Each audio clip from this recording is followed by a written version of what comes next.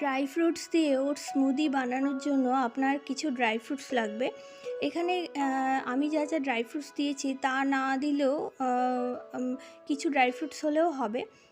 যেখানে আমি এখানে দিয়েছি কাজু, কিশমিশ, খেজুর, আঞ্জির আর হচ্ছে আখরোট।